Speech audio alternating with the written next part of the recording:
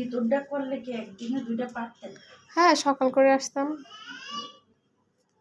ওই যে আমরা যে টাইমটা বসে থাকি ওই টাইমে তো ওনার মেডিসিন অ্যাপ্লাই করা হতো। আবার আপনার ডাক বাড়ে ওরা তো ট্রান্সফার হয়ে গেছে, ওরা বরিশাল চলে গেছে। আচ্ছা।